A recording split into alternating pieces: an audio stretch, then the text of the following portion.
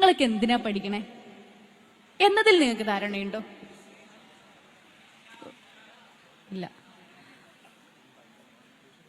ഇല്ലാന്ന് സത്യസന്ധമായി പറഞ്ഞ ആൾക്കാരുടെ ഓക്കെ ഇവിടെ ഉണ്ട്. ഉണ്ടോ? ഇല്ല. ഉണ്ടോ?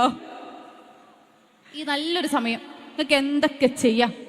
രാവിലെ എഴുന്നേറ്റ് വൈകുന്നേരം വരെ റീല് കാണുകയോ സ്നാപ്പിൽ അപ്ഡേറ്റ് ചെയ്യുകയോ ചെയ്താൽ എന്തൊരു മനസമാധാനം കിട്ടുന്നുണ്ടെങ്കിൽ പിന്നെ എന്തോന്നിനാണ് നമ്മൾ ഈ സ്കൂളിൽ സമയം ചെലവഴിച്ചുകൊണ്ടിരിക്കുന്നത്?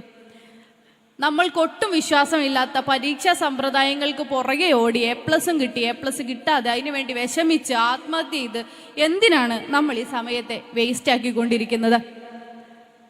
എൻ്റെ ജീവിതത്തിൽ ഒരിക്കലും ഉപയോഗപ്പെടില്ല എന്ന് ഉറപ്പുണ്ടായിട്ടും വീണ്ടും നിങ്ങൾ ഈ രാവിലെ യൂണിഫോമും കെട്ടിവലിച്ച് സ്കൂളിലേക്ക് വന്ന് ഉച്ചഭക്ഷണം ലിമിറ്റഡായി തിന്ന് വൈകുന്നേരം എന്തിനാണ് തിരിച്ചു പോയിക്കൊണ്ടിരിക്കുന്നത് എന്നിത്യാദി ചോദ്യങ്ങൾ നിങ്ങൾക്ക് മുന്നിലുണ്ട്. ഈ ചോദ്യങ്ങൾക്ക് ഒരുപക്ഷെ എൻ്റെ മുന്നിലോ മൈക്കിലോ ഉത്തരം പറഞ്ഞില്ലെങ്കിലും നിങ്ങളുടെ ഉള്ളിലൊരു ഉത്തരം ഉണ്ടാവുമെന്ന് കൂടി ഞാൻ പ്രതീക്ഷിക്കുകയാണ്. മാഷന്മാർ വിചാരിക്കും ഇയാൾ ഈ പെണ്ണിനൊന്നും വലിച്ചു കെട്ടി കൊണ്ടുവരുന്നില്ല എന്ന്. നാളെ സ്കൂളിനെ കുട്ടികൾ പോയാലും കഴിഞ്ഞല്ലോ. പക്ഷെ അല്ല, ഞാനൊരു ഉത്തരം കൂടി കൂട്ടിച്ചേർക്കാൻ ആഗ്രഹിക്കാം. ഈ മനോഹരമായ ഒരു കാലഘട്ടത്തെ നിങ്ങൾ സ്കൂളിൽ ചെലവഴിക്കുന്നത് നിങ്ങളുടെ ജീവിതത്തിൻ്റെ വിധി നിർണ്ണയിക്കാൻ തന്നെയാണ്.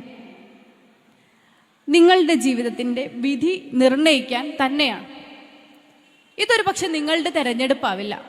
18 വയസ്സ് വരെ ഇന്ത്യയിലെ നിയമപ്രകാരം മെജോറിറ്റി ആക്ട് പ്രകാരം 18 വയസ്സ് വരെ ഒരു കുട്ടി ചൈൽഡാണ്, കുട്ടിയാണ്, മുതിർന്ന ഒരു മനുഷ്യനല്ല.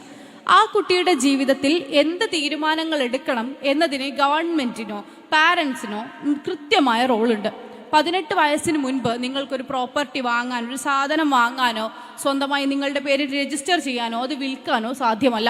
18 വയസ്സിന് മുമ്പ് നേരത്തെ പറഞ്ഞ പോലെ നിങ്ങൾക്ക് നല്ല ഒരു മനുഷ്യനെ ഇഷ്ടപ്പെട്ടു, അയാളുടെ കൂടെ ഇറങ്ങിപ്പോകണമെന്ന് നിങ്ങൾ വിചാരിച്ചാലും അത് സാധ്യമല്ല. 18 വയസ്സിന് മുൻപേ നിങ്ങൾക്ക് ഇത്തരത്തിൽ ഒരുപാട് കാര്യങ്ങൾക്ക് ലിമിറ്റേഷൻ ഉണ്ട്. പക്ഷേ ഈ പറഞ്ഞ കണക്ക് ഗവൺമെൻറ്റിന് നിങ്ങളുടെ കാര്യത്തിൽ കൃത്യമായിട്ട് ഇടവരാനുള്ള സ്കോപ്പുണ്ട്. നമ്മുടെ നാട്ടിൽ നിർബന്ധിതവും സൗജന്യവുമായ വിദ്യാഭ്യാസം കുട്ടികൾക്ക് നിർബന്ധമാണ്. ഭരണഘടന നിർബന്ധമാണ് എന്ന് പറഞ്ഞിട്ടുള്ള ഒരു കാര്യമാണ്. അത് എല്ലാ കുട്ടികൾക്കും കൊടുത്തിരിക്കണം. നിങ്ങൾ ഇഷ്ടപ്പെട്ടാലും ഇല്ലെങ്കിലും കുട്ടികൾ പഠിച്ചിരിക്കണം. കുട്ടികൾ പഠിച്ചിട്ടില്ലെങ്കിൽ അത് ആരുടെ പോരായ്കയാണ്? അത് ഗവൺമെൻറ്റിൻ്റെ പോരായ്കയാണ്, അതിൻ്റെ പോളിസി മേക്കിങ്ങിൻ്റെ പോരായ്കയാണ്, രക്ഷിതാക്കളുടെ പോരായ്കയാണ്. ഒരു പരിധിവരെ ശരിയല്ലാത്തൊരു പ്രവണതയാണ്. അതുകൊണ്ട് ഞങ്ങൾ സ്കൂളിലേക്ക് അയക്കുന്നു. അല്ല, പകരം ഒരു കുട്ടി വളരുന്ന സമയത്ത് അവരുടെ പിയർ ഗ്രൂപ്പ്, അവരുടെ ഒപ്പമുള്ള മനുഷ്യർ, അവരോട് എങ്ങനെ ഇടപഴകി ജീവിക്കണം എന്നുള്ളതിനൊക്കെ ഏറ്റവും നല്ല വിദ്യാഭ്യാസം കിട്ടുന്നൊരിടം സ്കൂൾ തന്നെയാണ്. ഈ കാലത്ത് നമുക്കൊരു സ്കൂളിൽ പോയി പഠിക്കണം എന്നൊരു നിർബന്ധമില്ല. ഇവിടെ തന്നെ 10ാം ക്ലാസ് പരീക്ഷ കഴിഞ്ഞ് വന്ന കുട്ടികളാണല്ലോ നിങ്ങൾ. SLC പരീക്ഷയ്ക്കടക്കം തലേ ദിവസത്തെ ചില സ്വകാര്യ ട്യൂഷൻ സെൻറ്ററുകളുടെ മാരത്തൺ ലൈവ് കണ്ട് പരീക്ഷ എഴുതി പാസ്സായ കുട്ടികൾ ഉറപ്പായും ഇതിനകത്തുണ്ടാവും. ഒരു അധ്യാപകനോ അധ്യാപികയോ കഴിഞ്ഞ വർഷം 360 ദിവസം അല്ലെങ്കിൽ 300 ദിവസം 200 പ്രവൃത്തി ദിവസങ്ങൾ നിങ്ങളെ പഠിപ്പിച്ചതിനേക്കാൾ കൂടുതൽ ഇമ്പാക്റ്റ്ഫുൾ ആയിട്ട് ചിലപ്പോൾ നിങ്ങൾക്ക് ആ തലേന്നത്തെ പരീക്ഷ പേപ്പർ മുൻനിർത്തിയുള്ള ഒരു വാല്യുവേഷൻ വളരെ പ്രധാനപ്പെട്ടതായി തോന്നിയേക്കാം. സ്വാഭാവികമായും ഈ കാലത്ത് ചോദ്യം വരും, പിന്നെ എന്തിനാ നമ്മൾ ഈ സ്കൂളിൽ പോയി സമയം കളയുന്നതെന്ന്. തലേ ദിവസത്തെ ഒരു മാരത്തൺ ലൈവ് സെഷനിൽ ഇരുന്നാൽ നിങ്ങൾക്ക് പരീക്ഷ എഴുതാം. നിങ്ങൾക്ക് സ്കൂളിൽ എവിടെയും പോവാതെ ഹോം സ്കൂളിംഗ് വളരെ കൃത്യമായിട്ട് നടത്താം. അല്ലെങ്കിൽ ഈ പറഞ്ഞ കണക്കെ ട്യൂഷൻ സെൻറ്ററുകൾ ഓൺലൈനിൽ നിങ്ങളുടെ മൊബൈൽ ഫോണിൽ 24 മണിക്കൂർ ലഭ്യമാണ്. ഈ മൊബൈൽ ഫോണും കുത്തിയിരുന്ന് നിങ്ങൾക്ക് നിങ്ങളുടെ ജീവിതം മുന്നോട്ട് കൊണ്ടുപോകാം. പരീക്ഷ എഴുതാൻ പോലും നമുക്ക് സ്കൂളുകളുടെ ആവശ്യമില്ലല്ലോ എന്ന് ആലോചിക്കാം. ഇനി പരീക്ഷ പോട്ടെ, ഇതൊന്നും അല്ലാത്ത കുറേ ലൈഫ് സ്കിൽസാണ് നിങ്ങളുടെ ലക്ഷ്യമെന്നിരിക്കെ നിങ്ങൾക്ക് നല്ലൊരു ബിസിനസ്മാൻ ആവാൻ 18 വയസ്സിൻ്റെ സർട്ടിഫിക്കറ്റിൻ്റെ ആവശ്യമില്ല. നിങ്ങൾ നല്ലൊരു കച്ചവടക്കാരനാവാൻ ഈ പ്രായത്തിലും നിങ്ങൾക്ക് സാധ്യമാണ്. പക്ഷെ നിങ്ങൾ നല്ലൊരു കച്ചവടക്കാരനാവാനല്ല സ്കൂളിൽ വരാനാണ് തീരുമാനിക്കുന്നത്. അല്ലെങ്കിൽ നിങ്ങളുടെ രക്ഷിതാവോ ഈ ഗവൺമെൻറ്റോ നിങ്ങൾ സ്കൂളിലിരിക്കാനാണ് താല്പര്യപ്പെടുന്നത്. ഈ രാജ്യം നിങ്ങൾ സ്കൂളിലിരിക്കാനാണ് താല്പര്യപ്പെടുന്നത്. അയ്യോ, 12ാം വയസ്സിൽ നല്ലൊരു സംരംഭകനാവുമായിരുന്ന ഇവൻ്റെ എല്ലാ ശേഷിയും ഈ സ്കൂളിംഗ് സമ്പ്രദായം നഷ്ടപ്പെടുത്തി എന്ന് നിങ്ങൾ വിചാരിക്കേണ്ട. നമ്മൾ നമ്മുടെ റീലുകളിൽ നിരന്തരമായി കാണുന്ന മോട്ടിവേഷൻ സ്പീക്കേഴ്സിൻ്റെ സംസാരങ്ങളിൽ നിരന്തരമായി കാണുന്ന ഒരു വലിയ വാചകമുണ്ട്, ഡ്രോപ്പ് ഔട്ട്സ് ആണ് ഈ ലോകത്തെ സൃഷ്ടിച്ചതെന്ന്. ഈ ലോകത്തെ ഏറ്റവും നല്ല സംരംഭകരൊക്കെ സ്കൂളിലെ ഡ്രോപ്പ് ഔട്ട്സ് ആയിരുന്നു. അവർ ഡിഗ്രി വാങ്ങിയിട്ടില്ല, അവരവരുടെ കോൺവൊക്കേഷനിൽ പങ്കെടുത്തിട്ടില്ല. നമ്മൾ ഒരുപാട് ആളുകളുടെ പ്രസംഗവും കേട്ടിട്ടുണ്ട്. ആ പ്രസംഗങ്ങളിലൊക്കെ അവർ പറഞ്ഞിട്ടുണ്ട്, ഞാൻ ഇവിടുത്തെ അഭിമാനപൂർവ്വം ഞാൻ ഇവിടെ നിൽക്കുന്നത് ഈ സ്കൂളിലെ അല്ലെങ്കിൽ ഈ കോളേജിലെ ഒരു ഒരു ഒരു ഡ്രോപ്പ് ഔട്ട് ആയിക്കൊണ്ടാണ്. പക്ഷേ നിങ്ങളെ അഭിസംബോധന ചെയ്യാൻ എനിക്ക് സാധിക്കുന്നു. എൻ്റെ ക്ലാസ്സിൽ നിന്ന് ഞാൻ തോറ്റു, എൻ്റെ കൂടെയുള്ള കുട്ടികളെല്ലാം ജയിച്ചു. ആ ജയിച്ച കുട്ടികളെല്ലാം ഇന്ന് എൻ്റെ എംപ്ലോയീസ് ആണ്, ഞാൻ അവരുടെ മുതലാളിയാണ്. നമുക്കെപ്പോഴും ഭയങ്കരമായ മോട്ടിവേഷൻ തരുന്ന കുറേ വാചകങ്ങളാണ്, സ്കൂളിൽ പോയവരൊന്നും ലോകം സൃഷ്ടിച്ചിട്ടില്ല എന്ന്. പക്ഷേ നമ്മുടെ കൺകെട്ടി മറക്കുന്ന കുറേ വാർത്തകളാണ്, അല്ലെങ്കിൽ നമ്മൾ പകുതി മാത്രം കേട്ടിട്ടുള്ള പകുതി സത്യങ്ങൾ മൂടി വെച്ചിട്ടുള്ള കുറേ വാർത്തകളാണ്. അല്ല, ഒരു സ്കൂളാണ് നിങ്ങളെ ഷേപ്പ് ചെയ്യുന്നത്. നിങ്ങൾ എവിടെയാണോ ജീവിക്കുന്നത്, നിങ്ങൾ ഏത് മനുഷ്യരുടെ കൂടെയാണോ ജീവിക്കുന്നത്, അതാണ് നിങ്ങളുടെ ഈ പ്രായത്തെ ഷേപ്പ് ചെയ്യുന്നത്. നിങ്ങൾക്ക് ഈ സ്കൂളിലും പഠിക്കാം, മറ്റൊരു സ്കൂളിലും പഠിക്കാം, നിങ്ങൾക്ക് ഇഷ്ടമുള്ള ഏത് സ്കൂളിലും പഠിക്കാം. വിദ്യാഭ്യാസ നിലവാരം തീരെ താഴെയുള്ളൊരു സ്കൂളിൽ വേണമെങ്കിൽ നിങ്ങൾക്ക് ജോയിൻ ചെയ്യാം.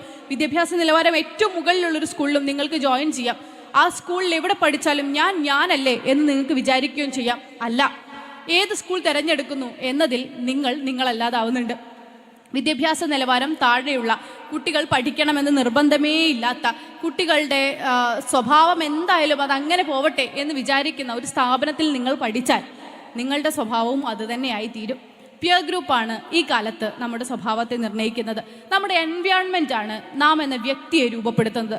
ഒരു സ്കൂൾ രൂപപ്പെടുത്തുന്നത് നിങ്ങളെന്ന വ്യക്തിയാണ്. ഒരു പക്ഷേ ഈ നാട്ടിൽ ഒരുപാട് സ്കൂളുകളുണ്ട്, എൻ്റെ അടക്കം നാട് നമ്മൾ ഒരുപാട് സ്കൂളുകൾ കാണാറുണ്ട്. പക്ഷേ ഇത്ര ദിവസത്തെ പ്രവൃത്തി ദിവസം മാറ്റിവെച്ച് ഒരു ലിറ്ററേച്ചർ ഫെസ്റ്റിവൽ നടത്താം. ഈ നാട്ടിലെ ചരിത്രത്തെക്കുറിച്ച് ഹൈസ്കൂളിലും ഹയർ സെക്കൻഡറിയിലുള്ള കുട്ടികളോട് സംസാരിക്കാം. ഈ നാട്ടിലെ സാഹിത്യത്തെക്കുറിച്ച് സംസാരിക്കാം. സാഹിത്യം എന്തിന് എന്ന് ചോദ്യം ഉയരുന്ന കാലത്തും സാഹിത്യം അതിജീവനത്തിന് അത്യാവശ്യമാണ് എന്ന് കുട്ടികളോട് സംസാരിക്കാം എന്ന് പറയുന്ന ഒരു സ്കൂളിന് നിങ്ങളുടെ പേഴ്സണാലിറ്റിയെ കുറച്ചും കൂടി വൈഡൻ ചെയ്യാൻ പറ്റും. നോക്കൂ, നിങ്ങൾ അറിഞ്ഞാലും ഇല്ലെങ്കിലും നിങ്ങൾ എത്തിപ്പെട്ടത് ഏറ്റവും മികച്ചൊരിടത്താണ്. സ്കൂളിൻ്റെ പരസ്യമൊന്നുമല്ല കേട്ടോ, പക്ഷേ നിങ്ങൾ അറിഞ്ഞാലും ഇല്ലെങ്കിലും നിങ്ങൾ എത്തിപ്പെട്ടത് ഏറ്റവും മികച്ചൊരിടത്താണ്. നിങ്ങൾ വളരണമെന്ന് നിങ്ങൾ ചുറ്റിലും ഇരുന്ന് ആഗ്രഹിക്കുന്ന കുറേ മനുഷ്യരുടെ കൂട്ടത്തിൽ ഇനി അങ്ങനെ അല്ലാത്ത കുറച്ച് ആൾക്കാരുണ്ടെങ്കിൽ ചിലപ്പോൾ വൈബ് മാത്രം ചിന്തിക്കുന്ന നിങ്ങളുടെ ഫ്രണ്ട്സ് ആയിരിക്കും. ഫ്രണ്ട്സിനെ ഒഴിവാക്കണ്ട, പക്ഷെ നമുക്ക് എല്ലാവർക്കും കൂടി മുന്നോട്ട് പോവാം. വൈബധിഷ്ഠിത വിദ്യാഭ്യാസം തന്നെയാണ് പുതിയ കാലത്തിൻ്റെ ട്രെൻഡ്.